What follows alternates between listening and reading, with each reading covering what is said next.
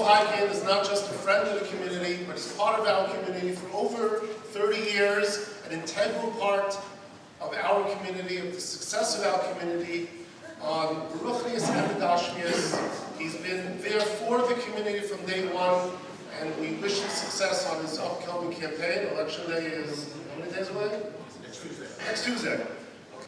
The agenda is the community and what is best for the community, and who will be there for the community, who will fight for the community, when there are difficulties, when there are issues, who will be there, who will respond, and I just think it's fantastic that you speak, all of you, so many who are members of this organization, really speak in one voice most of the time. You know, things that we worked on, like TAP, which is today bringing into the Moisdes. We want to help the parents, but the Moisdes today, it's over $21 million every single year. Okay? And the wonderful thing is, you don't have to go back to government every year and ask for kindness. So I'm proud to say that when it comes to hitting people in their pocket, got you. I was proud to say you got $300 and I'm proud to say I took my thousands of dollars we dismissed from March 15th. All right, so I just want to say thank you for having me here. It's a pleasure for me to be here. And I look forward to your support to continue the work that needs to be done. I thank you for your past support, and I look forward to working with you in the future. Thank you very much. And every Friday, I like to hang out and have a good time. So the only place I can hang out and have a good time in Crown Heights is during Shalom Zucca. So I said, it's the only place I can hang out and have a drink and the fight doesn't break out.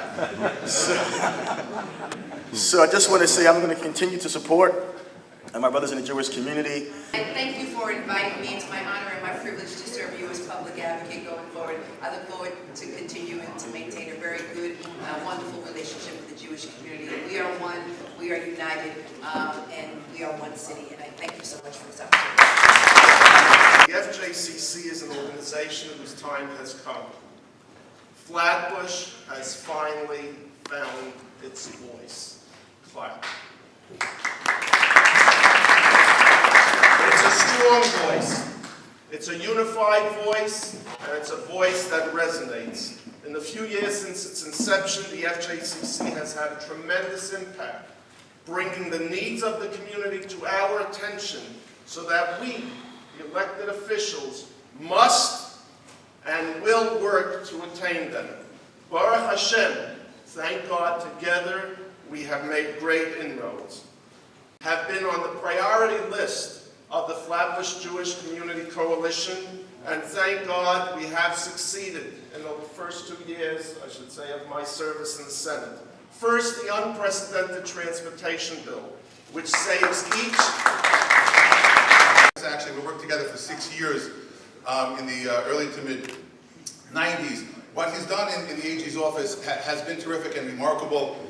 Early on, I got a call from Washington saying, what makes Schneiderman tick? And it was a call because Eric, alone among the state attorneys general, stood up to the White House, which wanted to have a quick resolution with the banks about the mortgage mess. And Eric said, we need a resolution that addresses what went wrong and that brings real relief to the consumers. And for a period of about 18 months, Eric was really at loggerheads with the federal government. My challenging of the Obama administration and of a coalition of pretty much all the other AGs, because they were about to make a bad deal with the banks, has resulted in me chairing a national task force that set up by the president that has recovered so far over $60 billion nationally, and over $4 billion of that has come to New York. I have to tell you, and I need all of your help on this, we're facing a time that has surprised me of the rapid rate of growth of anti-Semitism in the world, and also, let's be honest, in the United States and even in New York. And I will be reaching out to the community after the election, and I've already spoken to the mayor about this. We have to be able to send the message to people in Europe or wherever else they're having troubles that New York will always be a safe home. New York will always be a place where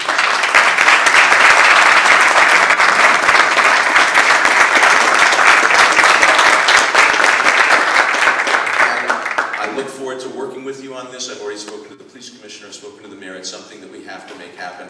And it's sad when you see things going backwards, but with the advocacy for boycotts and the diminishing of the problem, the belittling of the problem of anti-Semitism, it's really something that we have to rise to the occasion. Not overreact, not in a strident way, but in a firm way, carrying forward the basic American notion of equal justice under law that has to apply to every member of this community, and even parts of the community, my brothers and sisters, who don't like each other. We have to unite on this issue, and that never really happens much in the Jewish community. We have conflicts of dissent, but this is a time, and I'm very serious, for unity. So I look forward to being your Attorney General, to representing you, to fighting for equal justice under law, to make sure that those who would abuse the public trust are held accountable, that big institutions that abuse homeowners, abuse regular New Yorkers are held accountable. Let me make it very clear, we do not go after people just because they're rich or powerful. We go after people if they've done something wrong and hurt people, and we don't care if they're rich or powerful. This is not about discrimination against the wealthy. This is about doing what is right no matter who is involved. So my friends, I congratulate you for a young organization. You have really had a big impact. And unity is the key to success. It's the one precondition for every miracle that happened to the Jewish people. It's the precondition that we read about in the Parsha this week, when we see how it can be used and how it can be abused. When they tried to build the Tower of Babel, that was the misuse of unity. They came together to do something wrong, and God punished them for it. That's the unity of the United Nations.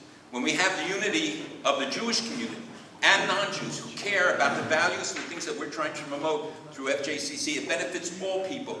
It's the true unity of the rainbow that we saw, the Keshet, that we read about in the Parsha.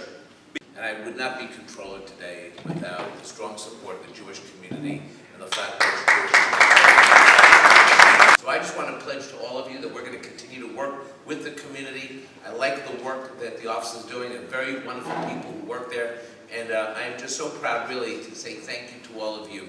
You have really shown what it's like to be leaders in a community. Your political participation has made it better for the Jewish community and better for non-Jews as well, because you care, and the Jewish tradition is we care for all the poor, we care for every one of our neighbors, we want to live in a city of peace, we love the diversity in which we live, and it's up to us to continue to play a role in that civic engagement, and I will continue to work with all of you to make sure that happens. Thank you. Disturbing rise in anti-Semitic hate crimes in our city during the past year.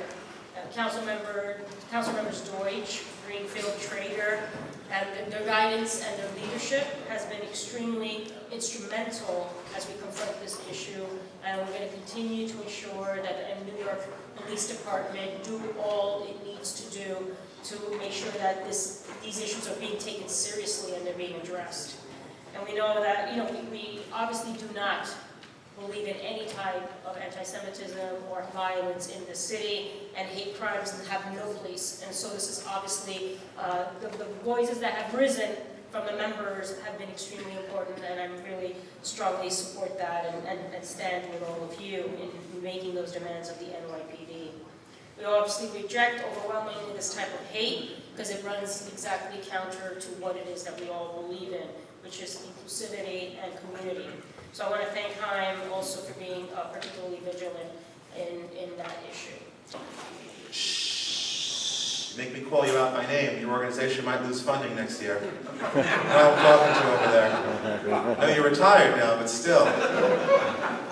Seriously speaking, folks, my focus really, I think, is as a local elected official, the #1 issue really is quality of life. I'm very proud we put money into the budget specifically to repave our streets in Midwood. I'm very proud that I've got more money for our parks than any other council member in New York City. In fact, every single park in my district, whether it's Ocean Parkway, Friends Field, Flatbush, Colonel Marcus Park on Avenue P, it's actually beautiful. We just completed new racquetball courts and new basketball, paddleball courts as well. Thank you. See, Leon is enjoying those.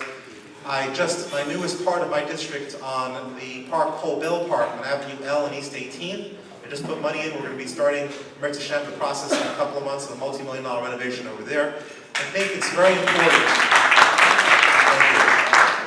The reality is that by lowering the speed limit by 5 miles an hour, we're going to save 100 lives a year. And in our community, each and every year, unfortunately that I've been an elected official, I've had one person get killed in Borough Park and Flatbush at least every year, plus several have gotten injured, and the main cause of all these accidents has been speed. So I get criticized when people say I love to fly fast, but when you have kids, I think you appreciate that's important.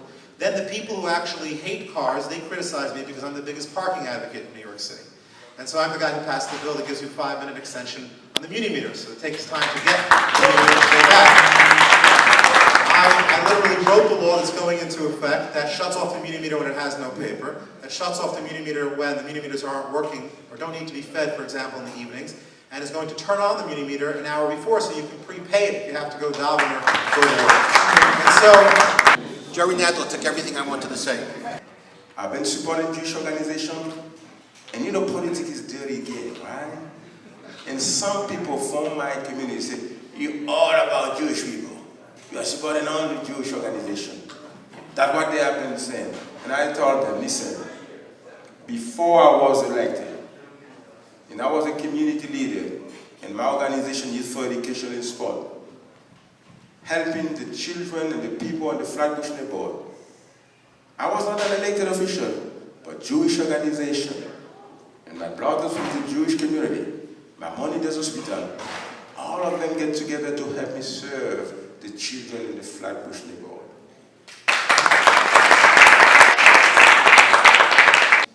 In particular, I represent a district that was one of the hardest hit from Superstorm Sandy.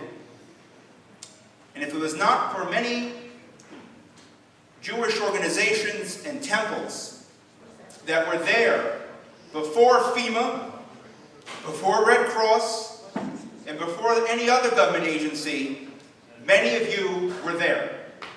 Many of you were there. And I will never forget that. And sometimes the government needs to be reminded of that. Because to date, the government has not reimbursed houses of worship that were damaged by the storm, and that is wrong. That is wrong. We must have tolerance. We must have peace. We must have a commitment to rising above what I call some of the worst instincts in our humanity. And so you can rely on me to be very vocal.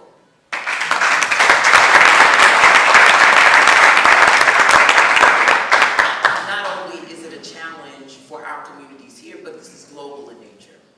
The observations of that in nations in Europe, they're seeing similar types of behaviors among the population. And so my position being at the federal government is also critical to the pushback that we must give as a nation to the fight for anti-Semitism. But if we can't demonstrate it here, we become hypocrites on the global stage.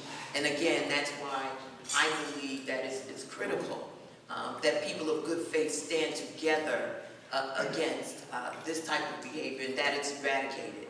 Our children should not grow up under the threat of, because they're Jewish, because they worship differently, that they will be set upon and ridiculed, or worst of all, subject to violence as a result of that. On language, we're working on consciousness raising right now in Washington. It's not going to be easy, but I think it's worth putting the argument forth and trying to do what we can to build the momentum to passing this type of legislation in Washington. Aside from that, I am just honored to be here with all of you. I want to thank the Flatbush Jewish Community Coalition for gathering everyone today. I hope that this will be a continued growth from strength to strength. Your counsel to me is most wanted. These gentlemen seated to my left and to my right have residence in my office, not only here in Brooklyn, but in Washington, and they make journeys quite frequently to keep me up to speed and up to breast and abreast of what is taking place in our communities and how my office can be an instrument for change and for support. So